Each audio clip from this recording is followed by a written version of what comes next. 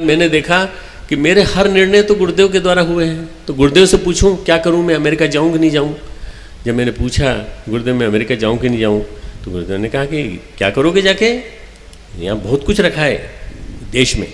1975 की बात थी, 1975 की बात थी, और उस ज़माने में मुझे $25,000 पर मंथ पे एक नौकरी मिल गई थी, और मुझे पढ़ने के लिए चांसेस मिल गए थे बड़ी अच्छी यूनिवर्सिटी में आगे पढ़ने के लिए। MD करने के बाद और भी कुछ मैं कर सकता था, पर नहीं, मैंने गुरुदेव से कहा अगर आपकी आज्ञा होगी तो जाऊंगा, नहीं तो नहीं जाऊंगा।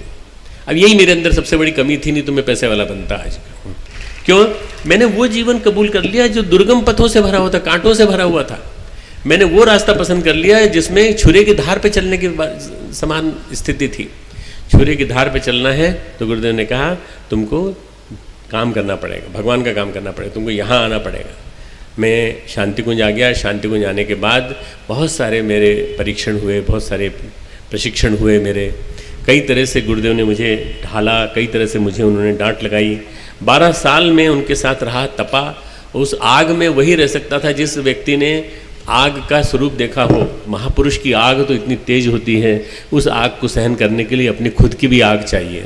अगर आपके पास खुद की आग नहीं है और खुद आप ग्रहण करने की स्थिति में नहीं है तो कुछ भी नहीं मिलेगा। इसलिए मैंने भी अपने आप को तपाया, मैंने भी अपने आप को इस लायक बनाने की कोशिश की कि मैं उनके साथ चल सकूं, उनके साथ बात कर सकूं, उनके साथ रह सकूं, उनके चिंतन को समझ सकूं, उनके साथ काम करने की शैली को जान सकूं कि मुझे कैसा काम करना चाहिए, किस तरह से करना चाहिए। गुरुदेव ने मुझे पूरी तरह से, एक तरह से ये कहा जाए आमूलचूल बदल दिया। ये जो उठो जागो रुको मत है, इस मंत्र ने लाखों व्यक्तियों को चेंज किया हुआ है, लाखों व्यक्तियों को बदला। बोलचाल में परिवर्तन आता चला गया, खान पान में परिवर्तन आता चला गया। और मित्रों, मैं ये मान के चलता हूँ कि गांव में असली संवेदना बसती है, गांव में असली प्यार बसता है, गांव में कम से कम निश्चलता रहती है। शहरों में तो श्रूडनेस, क्रुकेडनेस, बहुत सारी चीज़ें इतनी सारी आ गई हैं कि देखते देखते बदलाव आ गया, पूरा बदलाव आ गया। स्मार्ट विलेज क्या होते हैं? आदर्श ग्राम होते हैं। हमारे गुरुदेव ने उसका नाम दिया आदर्श ग्राम। आप आदर्श ग्राम के निर्माण की बात करिए, व्यसन मुक्त, स्वावलंबी, स्वच्छ ऐसा हो जो जहाँ पर किसी भी तरह की और कोई परंपराएं न चलती हों, फालतू की पशु बलि और इस तरह की परंपराएं न चलती हों।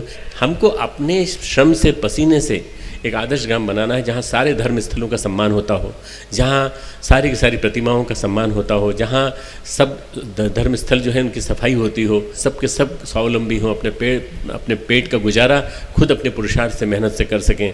गांव का पानी गांव में, गांव का युवा गांव में, गांव का उत्पाद गांव में। अगर 3 चीज़ रहेंगी तो गांव गांव रहेगा, नहीं तो गांव सही अर्थों में वो एक प्रकार से परावलंबी हो जाएगा और शहरों में निर्भर रहेगा। हमारे YouTube चैनल शांति कुंज वीडियो गायत्री परिवार को सब्सक्राइब करें एवं बेल आइकन जरूर दबाएं ताकि गायत्री परिवार की विभिन्न गतिविधियों की जानकारी आपको मिलती रहे।